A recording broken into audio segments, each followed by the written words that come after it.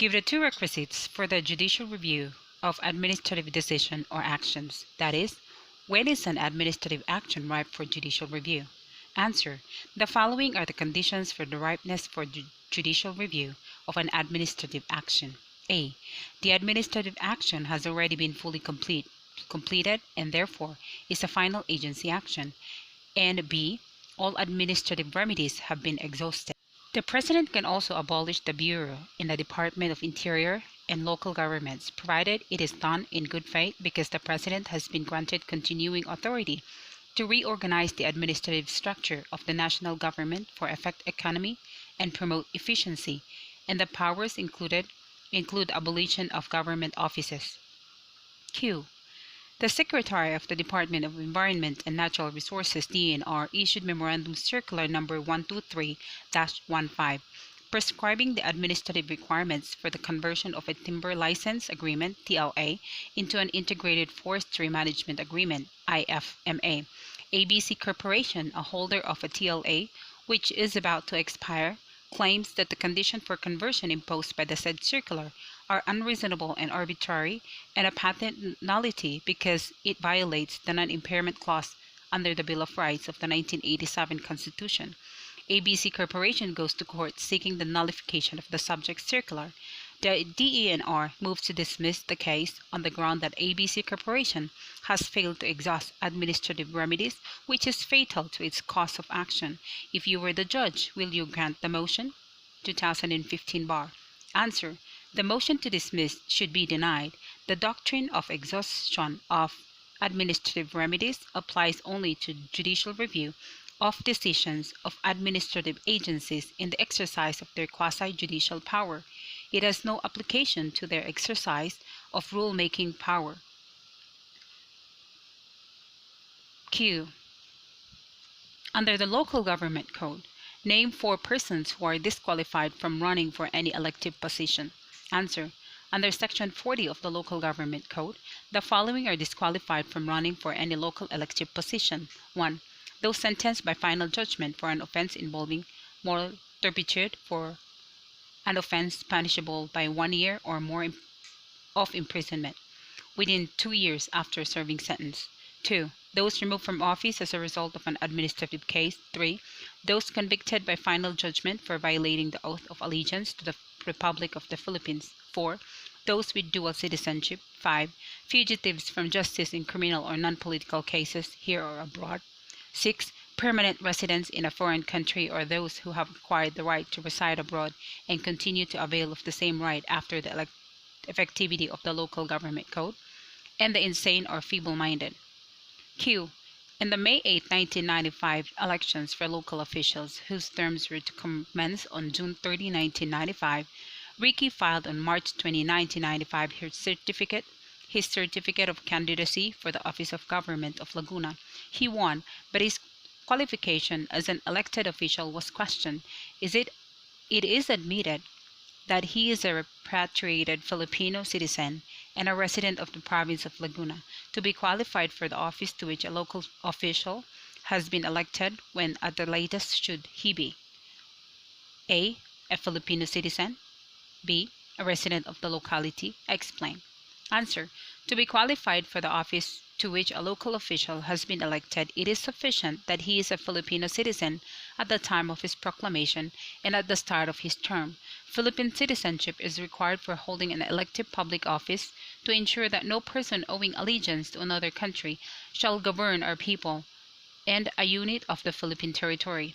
An official begins to discharge his functions only upon his proclamation and on the day his term of office begins. Frivaldo versus Commission on Election. B. To be qualified for the office to which a local official has been elected, he must be a resident of the locality for at least 1 year immediately before the election. Section 39, letter A of Local Government Code. Q. Congress enacted Republic Act No. 1234, requiring all candidates for public office to post an election bond equivalent to the 1-year salary for the position for which they are candidates. The bond shall be forfeited if the candidates fail to obtain at least 10% of the votes cast. Is Republic Act No. 1234 valid? A. It is valid as the bond is a means of ensuring fair, honest, peaceful, and orderly elections. B. It is valid as the bond requirements ensures that only candidates with sufficient means and who can not be corrupted can run for public office. C. It is invalid as the requirement effectively imposes a property qualification to run for public office. D. It is invalid as the amount of the surety bond is excessive and unconscionable. E. It is valid because it is a reasonable requirement. The Constitution itself expressly supports the accountability of public officers. Lifted from 2013 bar. A. Answer is letter C. It is invalid as the requirement effectively imposes a property qualification to run for public office. Marquera versus Bora. Q. 1. Gandang Gabi filed her certificate of candidacy for municipal mayor stating that she is eligible to run for the said position.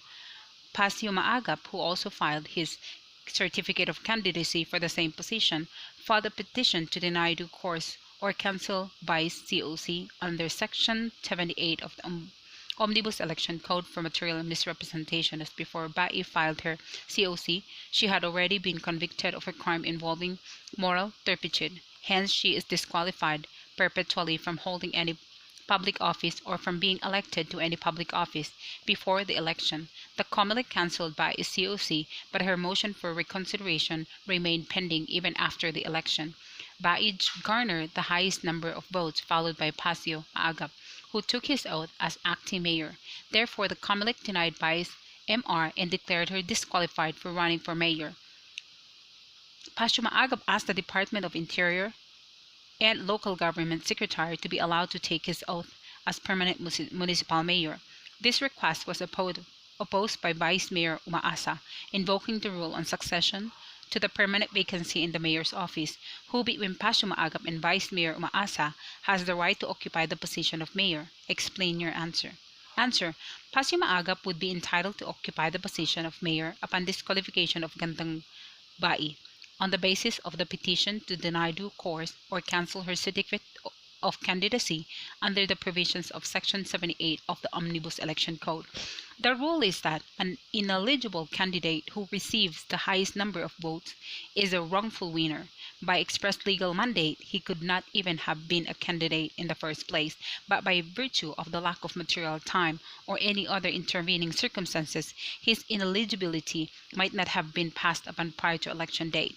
Consequently, he may have had the opportunity to hold himself out to the electorate as a legitimate and duly qualified candidate. However, notwithstanding the outcome of the elections, his ineligibility as a candidate remains unchanged. Ineligibility does not only pertain to his qualifications as a candidate, but necessarily affects his right to hold public office. The number of ballots cast in his favor cannot cure the defect of failure to qualify with the substantive legal requirements of eligibility to run for public office. Magkiling versus COMELEC. Accordingly, Gandang Gabi, Gandang Bai, being a non-candidate, the votes cast in his favor should not have been counted. This leaves Pasio Maagap as the qualified candidate who obtained the highest number of votes. Therefore, the rule on succession under the local government code will not apply. Magkiling versus COMELEC. Q. A city legal officer, and B, a city vice mayor, filed certificates of candidacy for the position of city mayor in the May 14, 2001 elections. A. Was A ipso facto considered resigned, and if so, effective on what date? B. Was B ipso facto considered resigned, and if so, effective on what date? In both cases, state the reason for or reasons for your answers. Answer. Letter A. A was considered ipso facto resigned upon the filing of his certificate of candidacy because, being a city legal officer, he is an appointive official. Section 66 of the Omnibus Election Code provides that any person holding a public appointive office shall be considered ipso facto resigned upon the filing of his certificate of candidacy. B is not considered ipso facto resigned. Section 67 of the Omnibus Election Code considers any elective official ipso facto resigned from office upon his filing of a certificate of candidacy for any office other than the one he is holding, except for president and vice president, was repealed by the Fair Election Act. Q. Pedro Reyes is an incumbent vice mayor of Quezon City. He intends to run in the regular elections for the position of city mayor of Quezon City, whose incumbent mayor would have fully served 3 consecutive terms by 2004. Would Pedro Reyes have to give up his position as vice mayor once he files his certificate of candidacy, or when the campaign period starts, or once and if he is proclaimed winner in the election, or upon his assumption to the elective office, or none of the above? Choose the correct answer. If Pedro Reyes were instead an incumbent congressman of Quezon City who intends to seek the mayoralty post in Quezon City, would your choice of answer in number 1 above be the same? If not, which would be your choice? Answer to number 1. The correct answer is E, none of the above.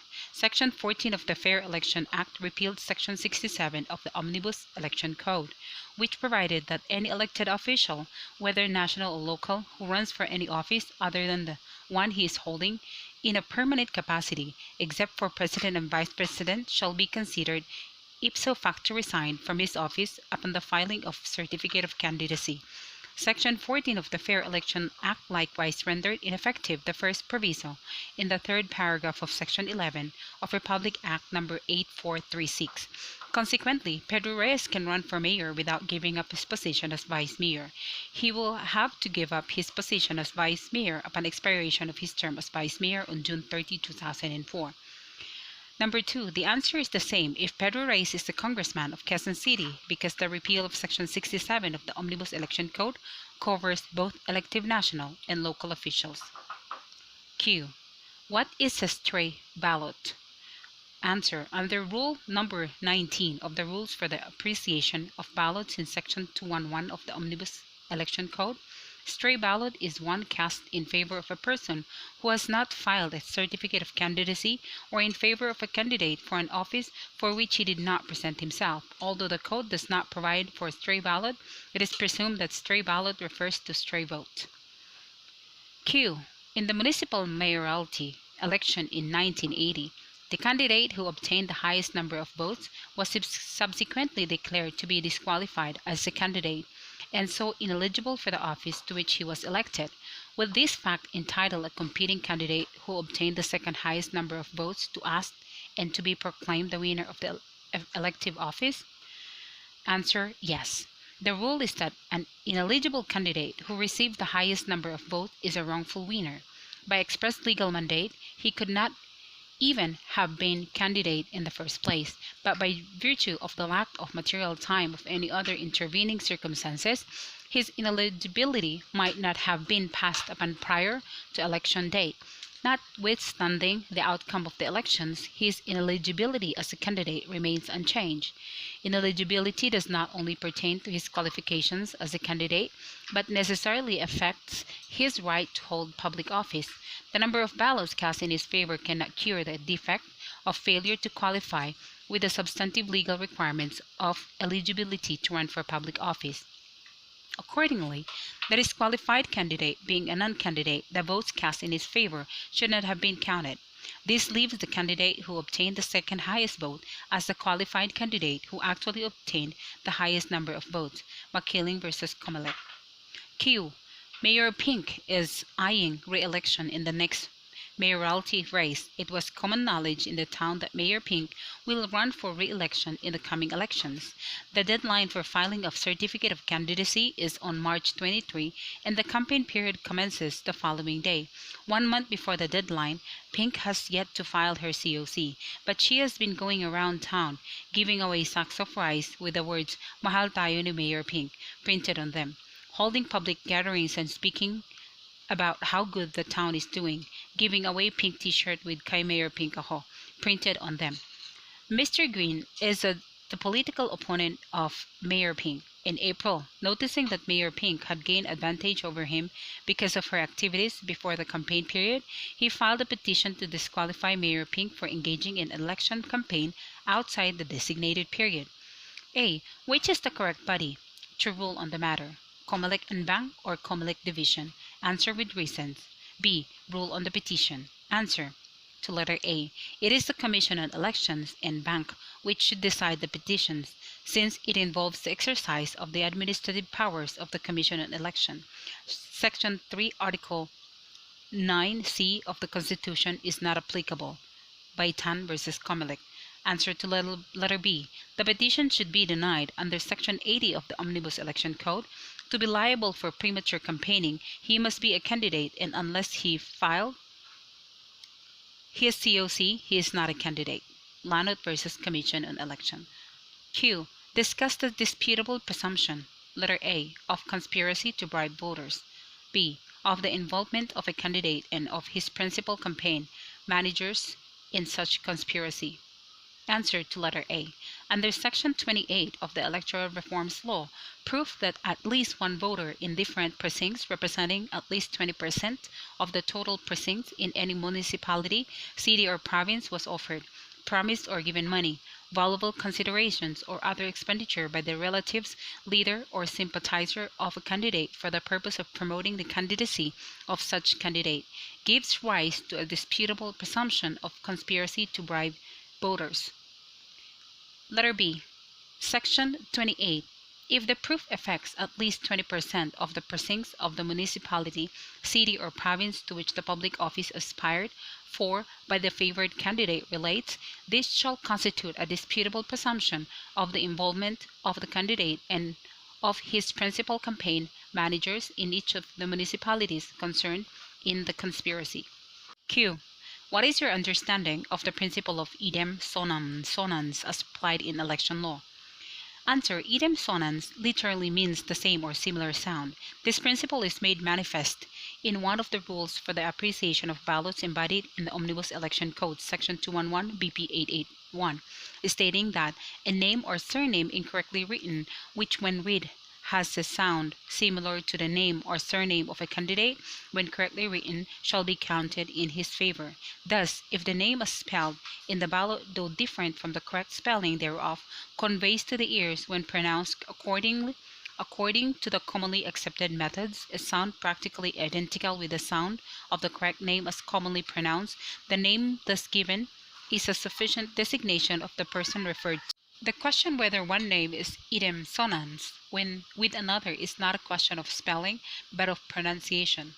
Mandak versus Samonte. Its application is aimed at realizing the objective of every election, which is to obtain the expression of the voter's will. Q. Despite lingering questions about his Filipino citizenship and his one-year residence in the district, Gabriel filed his certificate of candidacy for congressman before the deadline set by law. His opponent, Vito, hires you as lawyer to contest Gabriel's candidacy. Before election day, what action or actions will you institute against Gabriel, and before which court, commission, or tribunal will you file such action? Reason. Answer. I will file a petition to cancel the certificate of candidacy of Gabriel in the Commission on Elections because of the false material representation that he is qualified to run for congressman. Section 28 of the Omnibus Election Code. The question of the disqualification of Gabriel cannot be raised before the House of Representatives Electoral Tribunal because he is not yet a member of the House of Representatives. Aquino versus Comelec. If during the pendency of such action, but before election day, Gabriel withdraws his certificate of candidacy, can he be substituted as candidate? If so, by whom and why? If not, why not?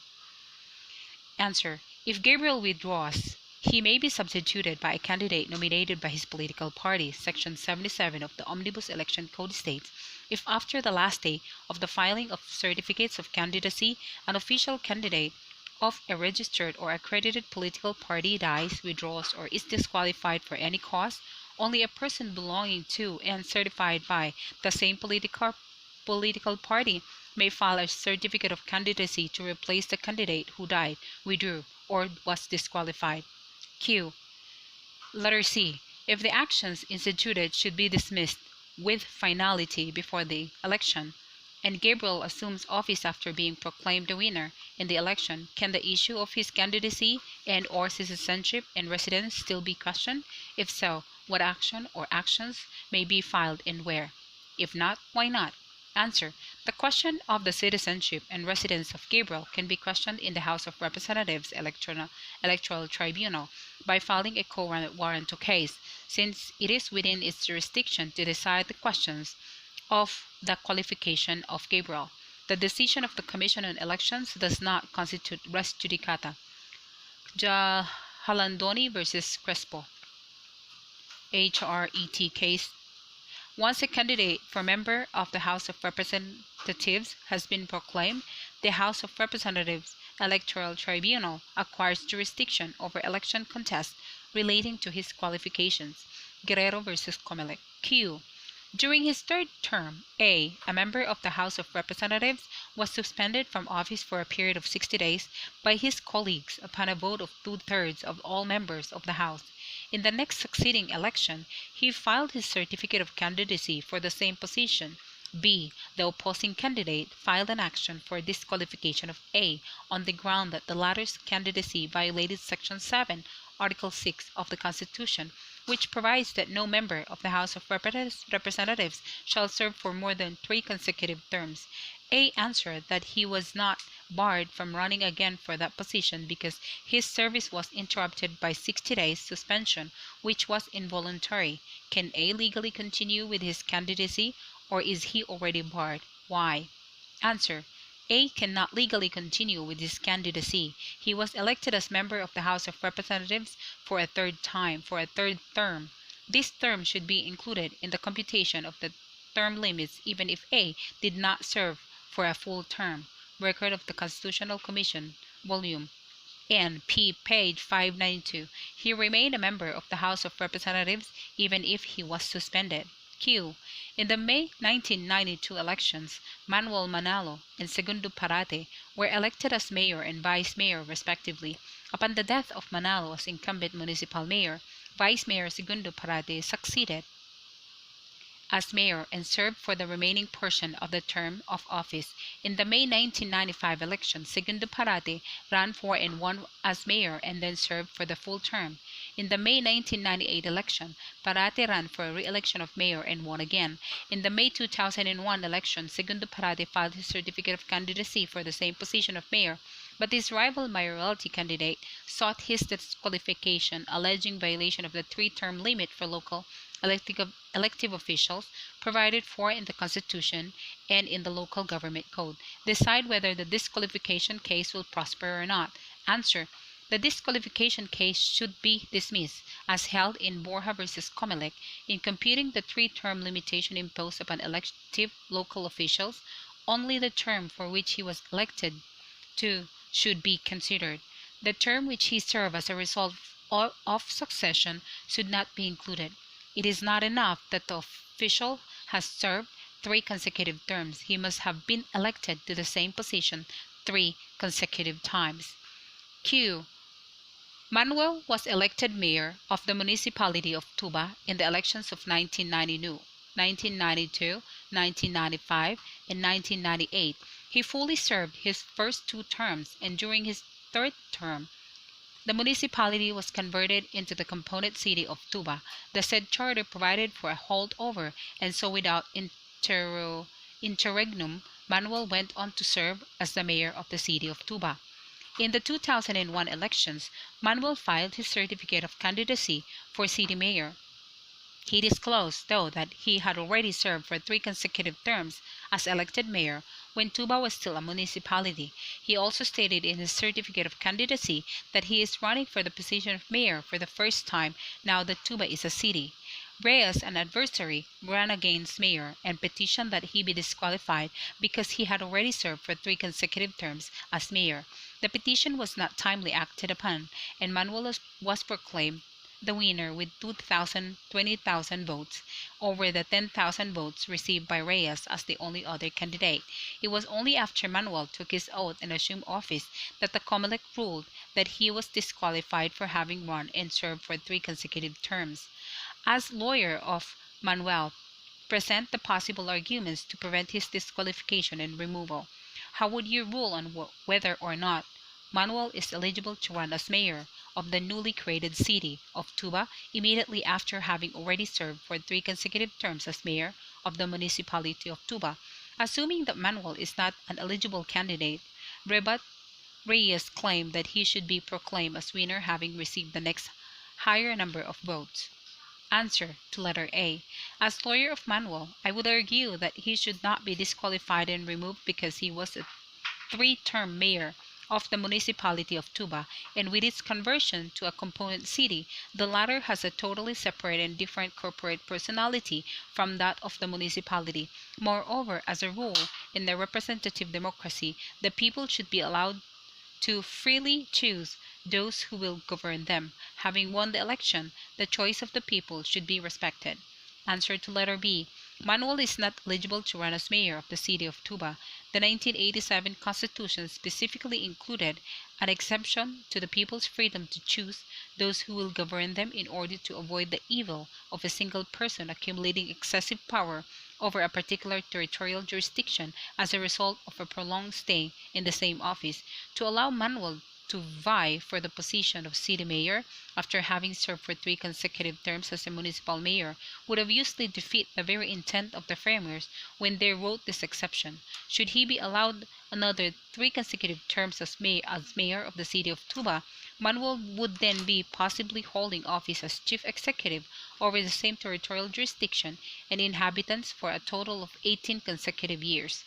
This is the very scenario sought to be avoided by the Constitution, if not abhorred by it. Latasa versus Comelec. C. Reyes cannot be proclaimed winner for receiving the second highest number of votes. The Supreme Court has consistently ruled that the fact that a plurality or a majority of the votes are cast for an ineligible candidate at a popular election, or that a candidate is later declared to be disqualified to hold office, does not entitle the candidate who garnered the second highest number of votes to be declared elected. The same merely results in making the winning candidate's election a nullity. In the present case, 10,000 votes were cast for private respondent Reyes as against the 20,000 votes cast for petitioner Manuel. The second placer is usually not the choice of the people in this particular election. The permanent vacancy in the contested office should be filled by succession. Alternative answer. Reyes could not be proclaimed as winner because he did not win the election.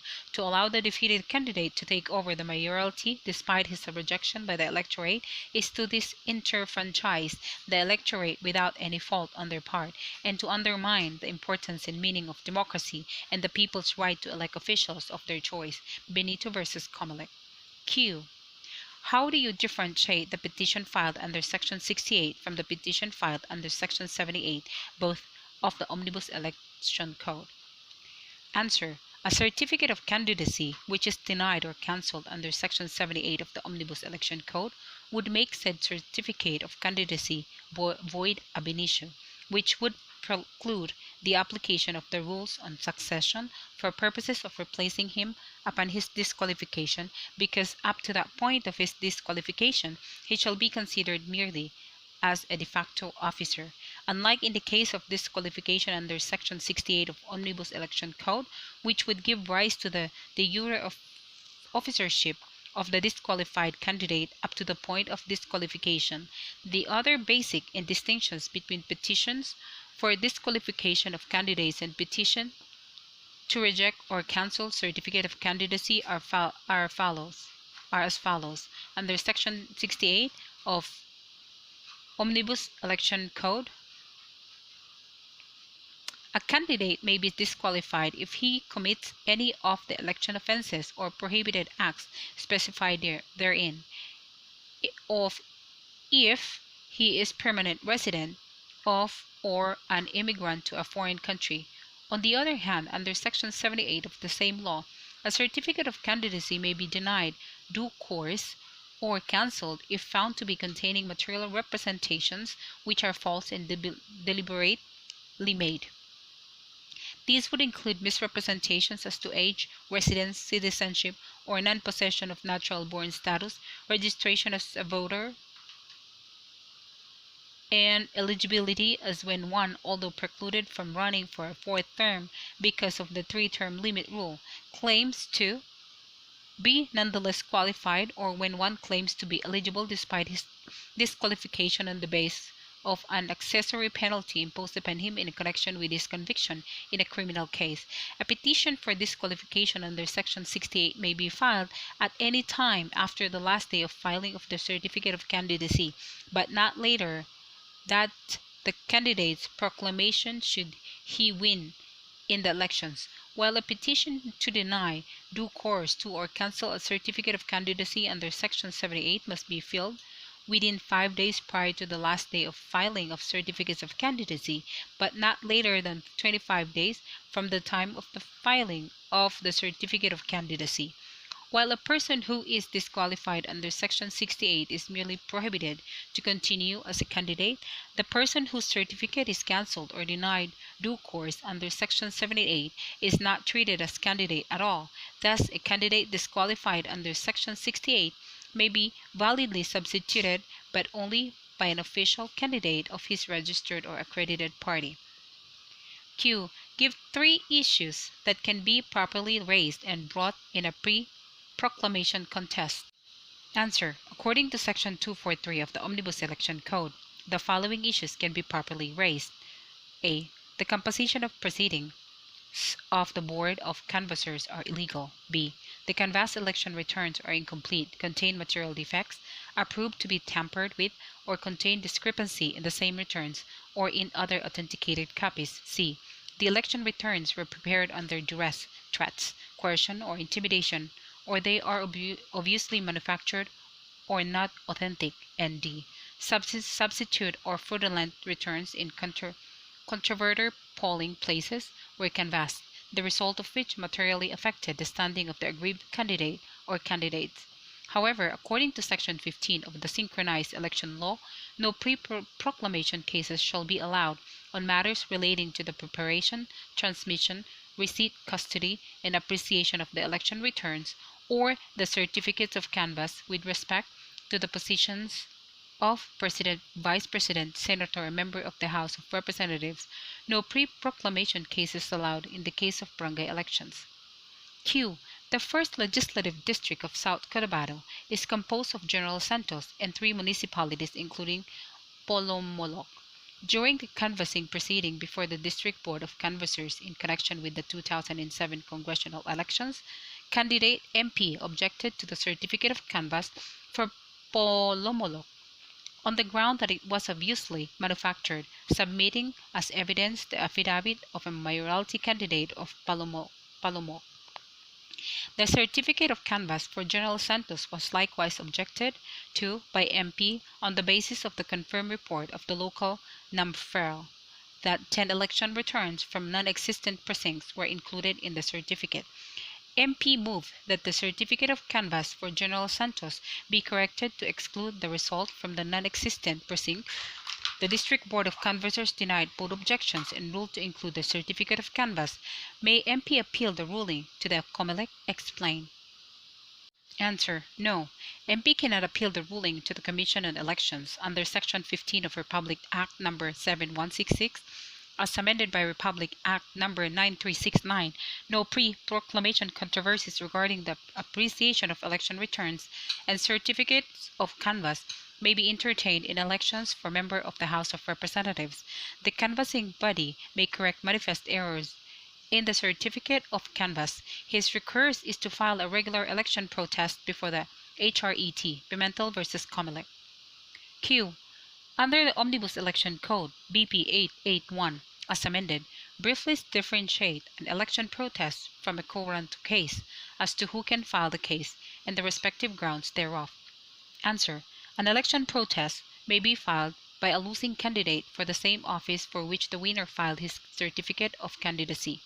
A co-warranto case may be filed by any voter who is a registered voter in the constituency where the winning candidate sought to be disqualified run for office. In an election contest, the issues are who received the majority or plurality of the votes which were legally cast, and B. whether there were irregularities in the conduct of the election which affected its result. In a co-warranto case, the issue is whether the candidate who was proclaimed elected should be disqualified because of ineligibility or disloyalty to the Philippines. Q. In the municipal mayoralty elections in 1980, the candidate who obtained the highest number of votes was subsequently declared to be disqualified as a candidate and so ineligible for the office to which he was elected, with this fact entitle a competing candidate who obtained the second highest number of votes to ask and be proclaimed the winner of the elective office. Reasons. Answer according to Trinidad versus Comelec. If the candidate who obtained the highest number of votes is disqualified, the candidate who obtained the second highest number of votes cannot be proclaimed the winner. Since he was not the choice of the people, he cannot claim any right to the office. However, the alleged second placer should be proclaimed if the certificate of candidacy was void ab initio. In short, the winner was never a candidate at all, and all votes were stray votes. Thus, the second placer is the only qualified candidate who actually garnered the highest number of votes. Tia versus Comelec. Q. Abdul ran and won in the May 2001, 2004, 2007 elections for Vice Governor of Tawi-Tawi. After being proclaimed the Vice Governor in the 2004 elections, his opponent Khalil filed an election protest before the Commission on Election. Ruling with finality on the protest, the Comelec declared Khalil as the duly elected vice governor, though the decision was promulgated only in 2007, when Abdul had fully served his 2004 to 2007 term and was in fact already on his 2000 to 2000 term as vice governor. Abdul now consults you if he can still run for vice governor of Tawi-Tawi in the forthcoming May 2010 election, on the premise that he could not be considered as having served as vice governor from 2004 to 2007 because he was not duly elected to the post, as he assumed office merely as a presumptive winner, and that presumption was later overturned when Comelec decided with finality that he had lost in the May 2004 election. What will be your advice? Answer. I shall advise Abdul that he cannot run for vice governor of Tawi-Tawi in the May 2010 elections. His second term should be counted as a full term served in contemplation of the three-term limit prescribed by Section 8, Article 10 of the Constitution. Since the election protest against him was decided after the term of the contested office had expired, it had no practical and legal use and value. Ong versus Alegre. B. Abdul also consults you whether his political party can validly nominate his wife as substitute candidate for vice mayor of Tawi-Tawi in May 2010 elections, in case the Comelec disqualifies him and denies due course to or cancels his certificate of candidacy in view of a false material representation therein. What will be your advice? Answer. I shall advise Abdul that his wife cannot be nominated as substitute candidate for vice governor of Tawi-Tawi. The denial of due course and cancellation of his certificate of candidacy is not one of the cases in which a candidate may be validly substituted. A cancelled certificate does not give rise to a valid candidacy. Under Section 77 of the Omnibus Election Code, a valid candidacy is an indispensable requisite in case of a substitution of a disqualified candidate. Miranda versus Abaya. Q. Distinguish briefly between co-warrantor in elective office and co-warrantor in appointive office. Answer. In co-warrantor office in elective officer, the issue is the ineligibility of the elected candidate. Section 3, letter E, Rule 1 of the Rules of Procedure in Election Cases. If he is ineligible, the candidate who got the second highest number of votes cannot be proclaimed elected. Since Swat versus Comelec. A voter may file for co-warrantor against an elected candidate. The petition should be filed within 10 days after the proclamation of the elected candidate. In co-warrantor in appointive office, the issue is the legality of the appointment. The court will decide who between the parties has the legal title to the office that Chura outlined. It is the Solicitor General of a public prosecutor or a person claiming to be entitled to the public office who can file a petition for co-warrantor against an appointive official. The petition should be filed within 1 year after the cause of action accrued. Q. Under the Constitution, what are the three main sources of revenues of local government units? Answer. The following are the main sources of revenues of local government units under the Constitution. A. Taxes, fees, and charges. B. Shares in the national taxes. C. Share in the proceeds of their utilizations and development of the national wealth within their areas.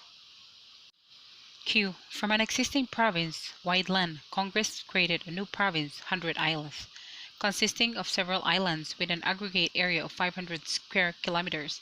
The law creating 100 Isles was duly approved in a plebiscite called for that purpose. 1.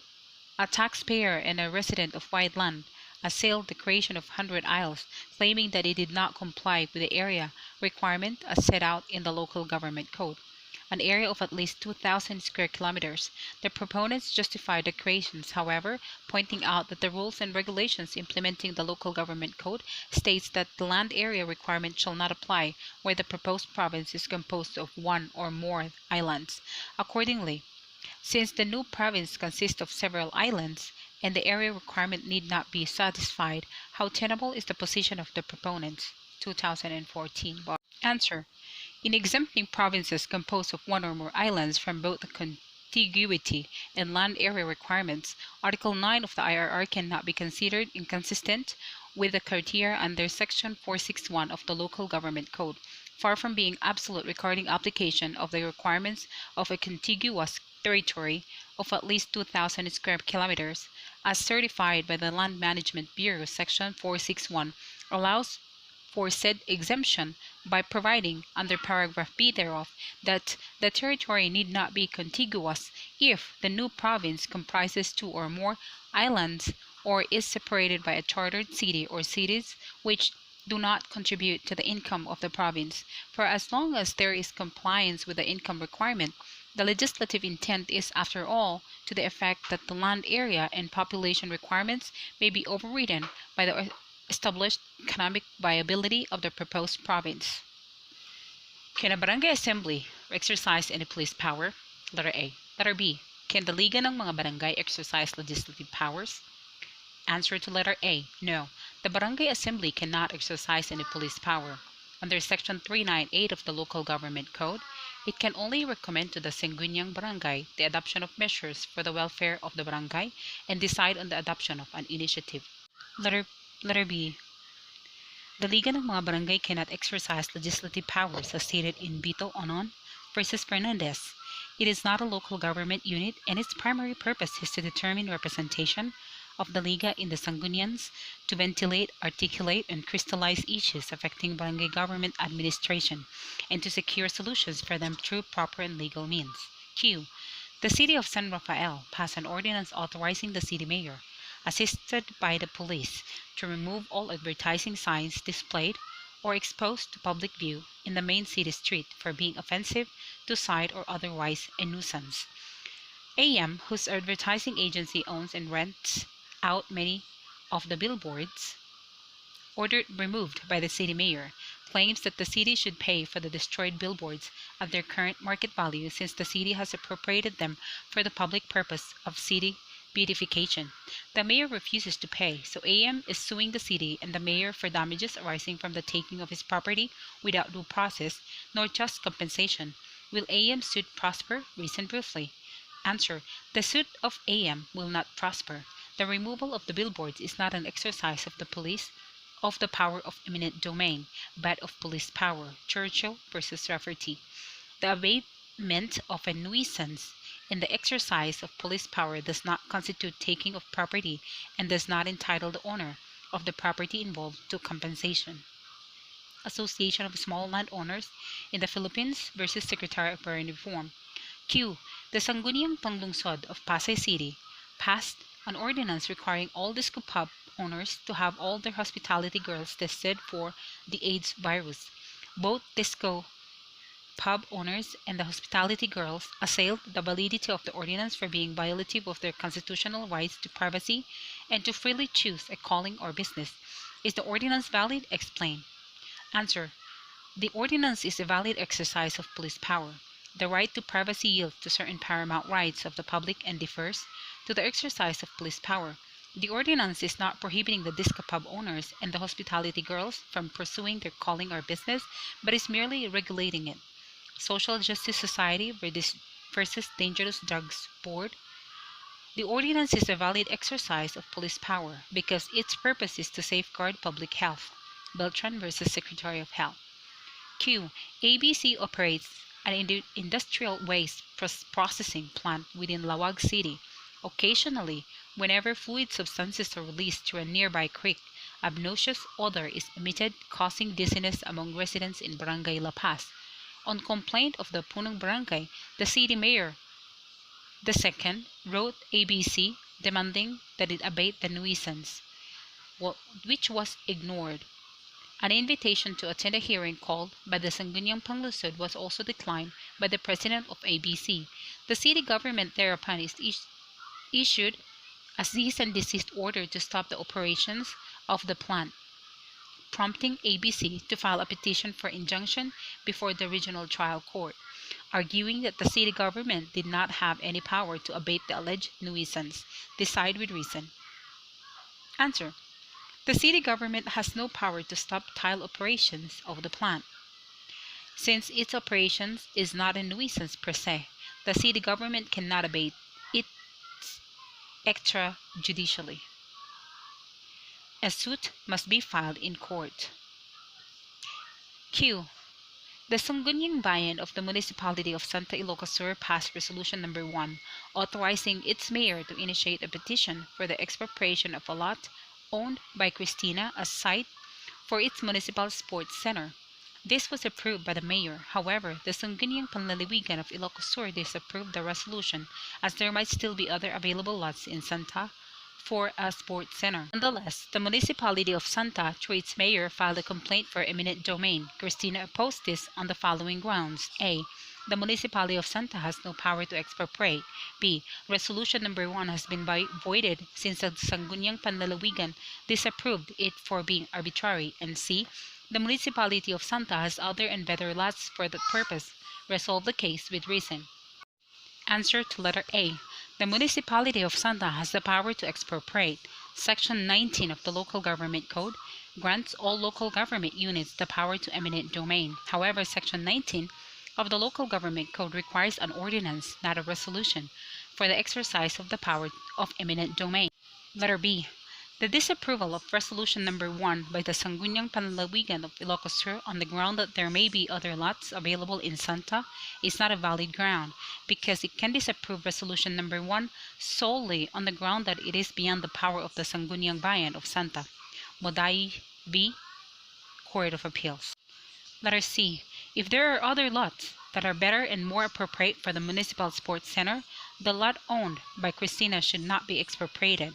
Its choice is arbitrary. Municipality of Maykawayan versus IAC. Q. The municipality of Bulalakaw, Leyte, passed Ordinance Number 1234, authorizing the expropriation of 2 parcels of land situated in the poblacion as the site of a freedom park, and appropriating the funds needed therefore. Upon review, the Sangguniang Panlalawigan of Leyte disapproved the ordinance because the municipality has an existing freedom park, which, though small in size, is still suitable for the purpose, and to pursue expropriation would be needless expenditure of the people's money. Is the disapproval of the ordinance correct? Explain your answer. A. The disapproval of the ordinance is not correct. Under Section 56, letter C, Local Government Code, the Sangguniang Panlalawigan of Leyte can declare the ordinance invalid only if it's beyond the power of the Sangguniang Bayan of Bulalakaw. In the instant case, the ordinance is well within the power of the Sangguniang Bayan. The disapproval of the ordinance by the Sangguniang Panlalawigan of Leyte was outside its authority, having been done on a matter pertaining to the wisdom of the ordinance, which pertains to the Sangguniang Bayan. Moday versus Court of Appeals. Q. An aggrieved resident of the city of Manila filed mandamus proceedings against the city mayor and the city engineer to compel these officials to remove the market stalls from certain city streets which they had designated as flea markets. Portions of the said city streets were leased or licensed by the respondent officials to market stall holders by virtue of a city ordinance. Decide the dispute. Answer. The petition should be granted in accordance with Macasiano versus Jokno, since public streets are properties for public use and are outside the commerce of man. The city mayor and the city engineer cannot lease or license portions of the city streets to market stall holders. Alternative answer. The petition should be denied. Under Section 21, letter D of the Local Government Code, a city may by ordinance temporarily close a street so that a flea market may be established. Q. How does the local legislative assembly override the veto by the local chief executive of an ordinance? B. On what ground can a local chief executive veto an ordinance? Letter C. How can an ordinance vetoed by a local chief executive become a law without it being overridden by the local legislative assembly? Answer. Letter A. Under Section 54, letter A, and 55, letter C of the Local Government Code, the local legislative assembly can override the veto of the local chief executive by 2/3 vote of all its members. Letter B. Under Section 55, letter A of the Local Government Code, the local chief executive may veto an ordinance on the ground that it is ultra vires or prejudicial to the public welfare. Letter C. Pursuant to Section 54, letter B of the Local Government Code, an ordinance vetoed by the local chief executive shall be deemed approved if he does not communicate his veto to the local legislative assembly within 15 days in the case of a province and 10 days in the case of a city or a municipality. Likewise, if the veto by the local executive has been overridden by the local legislative assembly, a second veto will be void. Under Section 55, letter C of the Local Government Code, the local chief executive may veto an ordinance only once. Q.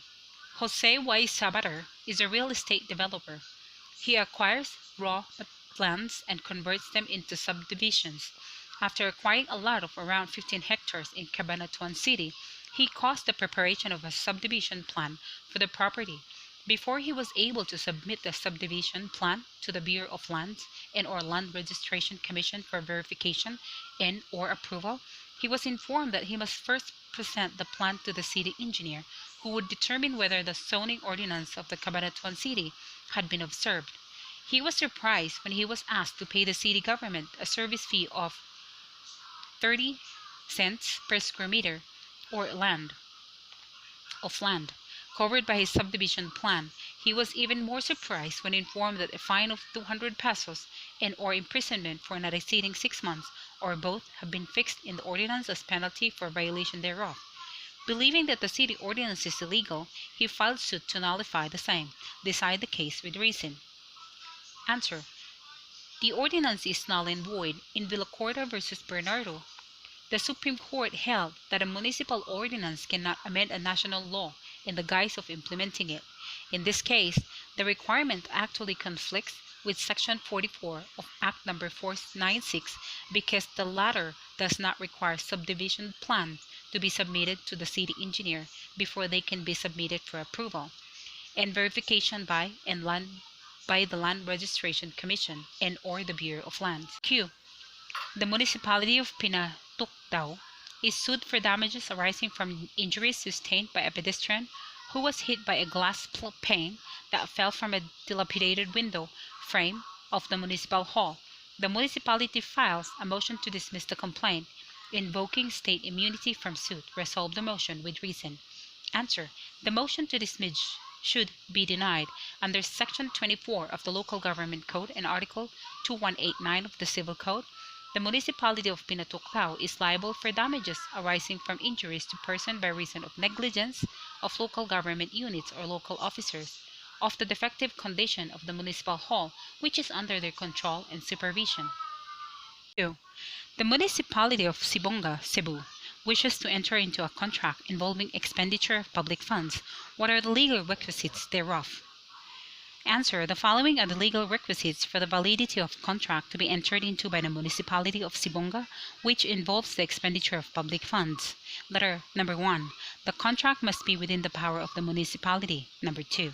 The contract must be entered into by the proper officer, example, the mayor, upon resolution of the Sangguniang Bayan, pursuant to Section 142 of the Local Government Code. 3.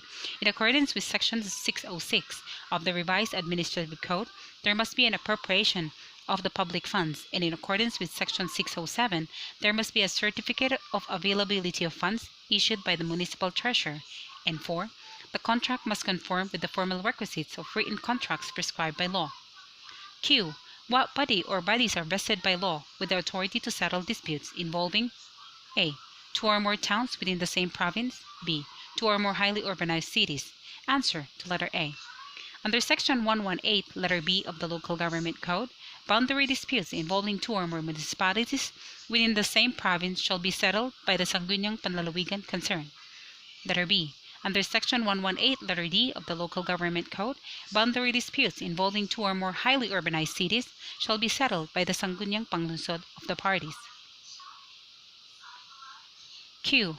There was a boundary dispute between Duenas, a municipality, and Passi, an independent component city, both of the same province. State how the two local government units should settle their boundary dispute. Answer. Boundary disputes between local government units should, as much as possible, be settled amicably. After efforts at settlement fail, then the dispute may be brought to the appropriate regional trial court in the said province. Since the local government code is silent as to what body has exclusive jurisdiction over the settlement of boundary disputes between a municipality and an independent component city of the same province, the regional trial courts have general jurisdiction to adjudicate the said controversy. Municipality of Cananga versus Madrona. Q. A vacancy occurred in the Sangguniang Bayan of a municipality when X, a member, died. X did not belong to any political party. To fill up the vacancy, the provincial governor appointed A upon the recommendation of the Sangguniang Panlalawigan. On the other hand, for the same vacancy, the municipal mayor appointed B upon the recommendation of the Sangguniang Bayan. Which of these appointments is valid? Answer. As held in Farinas versus Barba, neither of the appointment is valid. Under Section 45 of the Local Government Code, in case of a permanent vacancy and the Sangguniang Bayan created by the cessation in office of a member who does not belong to any political party, the governor shall appoint qualified person recommended by the Sangguniang Bayan. Since A was not recommended by the Sangguniang Bayan, his appointment by the governor is not valid. Since B was not appointed by the governor but by the municipal mayor, his appointment is also not valid. Q. On August 8, 2008, the governor of Bohol died, and Vice Governor Cesar succeeded him by operation of law. Accordingly, Benito, the highest-ranking member of the Sangguniang Panlalawigan, was elected to the position of Vice Governor by the elevation of Benito to the office of Vice Governor. A vacancy in the Sangguniang Panlalawigan was created. How should the vacancy be filed? In accordance with Section 45 of the Local Government Code, the vacancy should be filed by appointment by the president of the nominee of the political party of Benito. Since his elevation to the position of Vice Governor created the last vacancy in the Sangguniang Panlalawigan, if Benito does not belong to any political party, a qualified person recommended by the Sangguniang Panlalawigan should be appointed. Navarro vs. Court of Appeals. Q. Suppose the people of a province want to recall the provincial governor before the end of his 3-year term of office. On what ground or grounds can the provincial governor be recalled? How will the recall be initiated? When will the recall of an elective local official be considered effective? Answer to letter A. In accordance with Section 69 of the Local Government Code, the governor can be recalled for loss of confidence. Letter B. Under Section 70 of the Local Government Code, that a recall may be initiated by a resolution adopted by a majority of all the members of the preparatory recall assembly, which consists of all the mayors, the vice mayors, and the Sangguniang member of the municipalities and component cities, or by a written petition signed by at least 25% of the total number of registered voters in the province. Letter C. According to Section 72 of the Local Government Code, the recall of an elective local official shall take effect upon the election and proclamation of a successor in the person of the candidate receiving the highest number of votes cast during the election on recall. Q. What is meant by national patrimony? Explain the concept of national patrimony. A. According to Manila Prime Hotel versus Government Service Insurance System, the national patrimony refers only to our natural resources, but also to our cultural heritage. The national patrimony refers not only to our national resources, but also to our cultural heritage. Q. The Philippine Environmentalist Organization for Nature, a duly recognized non-governmental organization, intends to file suit to enjoin the Philippine government from allocating funds to operate a power plant at Mount Tuba in a southern island. They claim that there was no consultation with the indigenous cultural community, which will be displaced from ancestral lands essential to their livelihood and indispensable to their religious practices. A. The organization is based in Makati. All its officers live and work in Makati. Not one of its officers or members belong to the affected indigenous cultural community. Do they have the standing in this dispute? Explain. Letter B. Would your answer be different if the Philippine Power Corporation, a private company, were to operate the plant? Explain. Answer to letter A. If the projected lawsuit will be based on violation of the rights of the indigenous cultural communities, the Philippine Environmentalist Organization will have no standing to file the case. None of its officers and members belong to indigenous cultural community. None of their rights are affected. If the lawsuit will seek to enjoin the use of public funds to operate the power plant, the Philippine Environmentalist Organization can file taxpayer suit, as held in Maceda versus Macaraig. A taxpayer has standing to question the illegal expenditure of public funds. Letter B. The Philippine Environmentalist Organization will have no standing to file the case if it is a private company that will operate the private power plant, because no public funds will be spent for its operation, as held in Gonzales versus Marcos. A taxpayer has no standing to file a case if no expenditure of public funds is involved. Q. Give a business activity the equity of which must be owned by Filipino citizen. A. At least 60%, B. At least 70%, C. 100%. Give two cases in which aliens may be allowed to require equity in a business activity but cannot participate in the management thereof. Answer to letter A. At least 60% of the equity of the entities engaged in the following business must be owned by Filipino citizens under the Constitution: co-production joint venture or production sharing agreement with the state, or the exploration, development, and utilization of natural resources, Section 2, Article 12. Operation of a public utility, Section 11, Article 12. Education, Section 4, Number 2, Article 14. B. At least 70% of the equity of business entities engaged in advertising must be owned by Filipino citizens under the Constitution. Section 11, Number 2 of Article 16.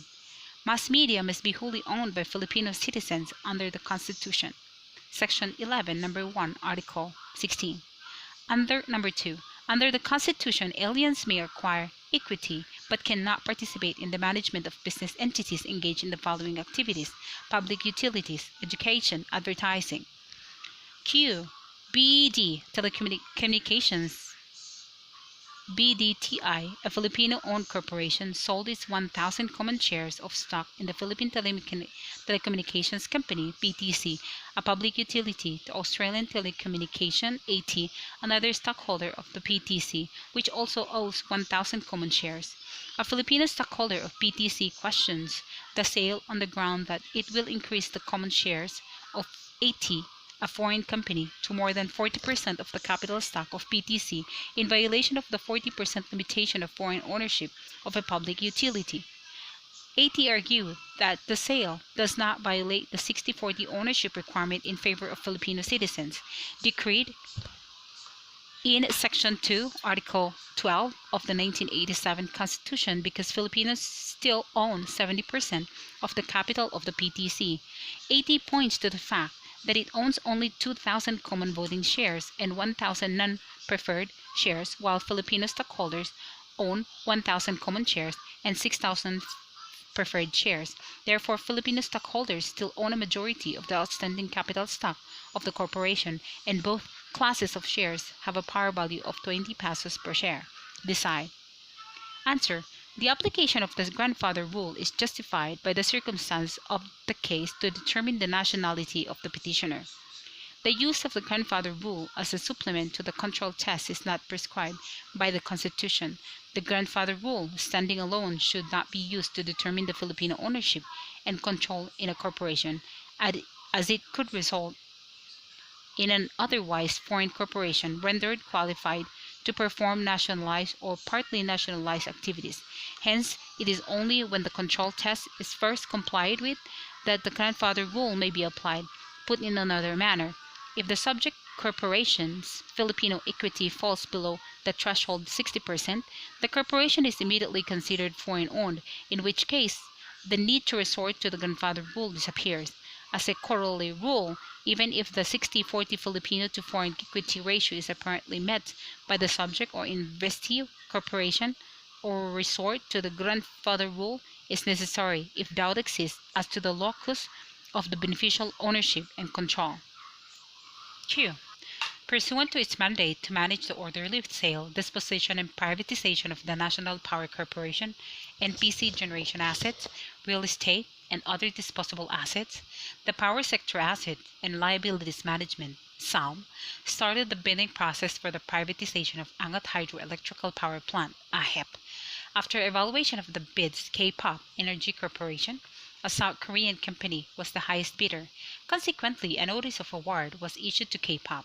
The Citizens Party questioned the sale, arguing that it violates the constitutional provision on the appropriation and utilization of a natural resource, which should be limited to Filipino citizens and corporations which are at least 60% Filipino-owned. The Psalm countered that only the hydroelectrical facility is being sold and not the Angat Dam, and that the utilization of water by the hydroelectrical power plant does not constitute appropriation of water from its natural source of water that enters the intake gate of the power plant, which is an artificial structure, whose claim is correct. Answer. Psalm is correct. Foreign ownership of a hydroelectrical power plant is not prohibited by the Constitution. Psalm will not retain ownership of the Angat Dam. Angat Dam will trap the natural flow of water from the river. The water supplied by Psalm will then be used for power generation. Once the water is removed from its natural source, it ceases to be part of the natural resource of the Philippines and may be acquired by the foreigners. Q. Section 11, Article 12 of the Constitution provides no franchise certificate or any other form of authorization for the operation of a public utility shall be granted except to citizens of the Philippines or to corporations or associations organized under the law of the Philippines, at least 60% of whose capital is owned by such citizen. Does the term capital mentioned in the cited section refer to the total common shares only, or to the total outstanding capital stock, or to both or separately to each class of shares, whether common, preferred, non-voting, preferred voting, or other class of shares? Explain your answers. A. The term capital mentioned in Section 11, Article 12 of the Constitution refers to the total outstanding capital stock of public utilities. The requirement that at least 60% of the capital must be owned by Filipino citizens applies separately to each class of shares, whether common, preferred, non-voting, preferred voting, or any class of shares. Mere legal title is not enough. Full beneficial ownership of 60% of the outstanding capital stock is required. Gamboa versus Teves. Q. Express your agreement or disagreement with any of the following statements. Begin your answer with the statement I agree or disagree, as the case may be. Anyone, whether, letter A, anyone, whether individual, corporation, or association, qualified to acquire private land, is also qualified to acquire public lands in the Philippines. B. A religious corporation is qualified to have lands in the Philippines on which it may build its church and make other improvements, provided these are actually, directly, and exclusively used for religious purposes. C. A religious corporation cannot lease private lands in the Philippines. D. A religious corporation can acquire private lands in the Philippines provided all its members are citizens of the Philippines. E. A foreign corporation can only lease private lands in the Philippines. Answer the letter A. I disagree. Under Section 7, Article 12 of the Constitution, a corporation or association which is 60% owned by Filipino citizens can acquire private land because it can lease public land and can therefore hold public land. However, it cannot acquire public land.